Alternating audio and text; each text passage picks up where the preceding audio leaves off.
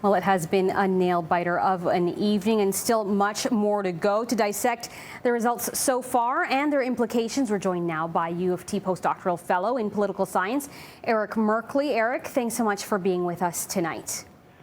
Pleasure to be here.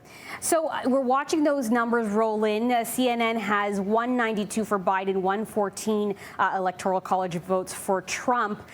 The big question on our minds is, are we even going to see any results tonight? I want to get your take on that, and also just kind of your reaction to where things are at. Are you surprised by any of the state's results as we see them so far? Yeah, I'm surprised. So the polls showed Biden to have a pretty consistent lead in a lot of important battleground states, and including a 2 to 3 point lead in Florida, and that certainly didn't come to pass. In fact, the polling miss in Florida was quite substantial, driven by a lot of Biden underperformance in Miami-Dade County. So he was weak with Hispanic voters and Cuban Americans specifically, and that was a big surprise. And that weakness seems to have carried through the Southeast, North Carolina and Georgia. Trump's not out of the woods in those states, but it's not great for Democrats at this point. And with those three states kind of goes any hope of putting this election out of reach on election night.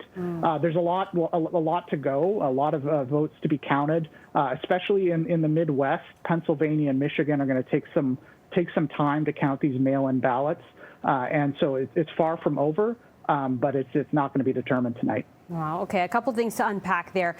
Number one being, are you concerned about what a prolonged sort of result could mean? We've heard Trump say he's going to come out and declare himself a winner if he's ahead. He is not ahead right now. But if that happens in the next few hours, what do you think that means? Do you think that we could see unrest, violence, if this vote drags on?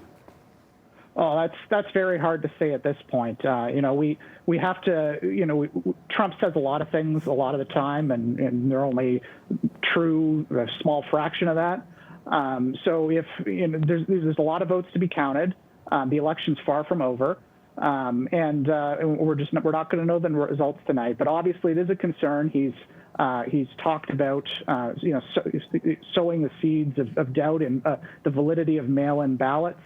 And that's a big concern. So it's something to watch, but I think it's way too soon to worry about the prospects of violence. We don't see any signs of that at this point. Now, we talked about the idea that, you're surprised by the results in some of these places, which means we couldn't quite predict exactly how people were voting and why. I want to ask, what impact do you think that COVID-19 played in the minds of voters during this campaign, either way? Well, I think it certainly had an impact. It's one of the most important issues of our time.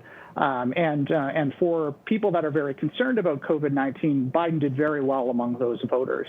And there's some good evidence to suggest that it might have hurt Republican margins in a lot of states where we've seen COVID-19 surge in cases. Wisconsin's a good example of this. Wisconsin's been racked with COVID-19 cases recently, and you've seen Trump's margins in the polls in that state decline potentially as a result of that. So I think there is a lot of sign that this pandemic mattered. Maybe not as much as people would expect. A lot of people probably expected this to be a blowout election, that the result would be decided by now, and that hasn't been the case. So there has been some effect, but maybe missing the expectations of a lot of people.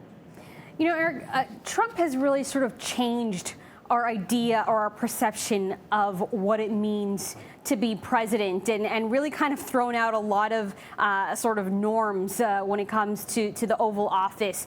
If this does go Biden's way, how does he reset those perceptions? Do you think that, the commander-in-chief role has been forever changed? Or how does he kind of go back to, making sure that there's still credibility for experts, for officials, for media? Can he do that? Yeah, I think Biden absolutely can do that. Every president puts his or her stamp on the presidency, and Biden will be no different from this, and he will take a very different approach from Trump if he were to win the office. But at some point, there is no turning back the clock. Trump was let out of the box. He has tarnished the presidency in a lot of ways. And if he does lose this election, it'll be interesting to see what happens to the Republican Party. Is it the traditional conservative members of Congress that come up to be the heir apparent to Trump, or is it somebody very much in Trump's style moving forward? So there is no turning back the clock.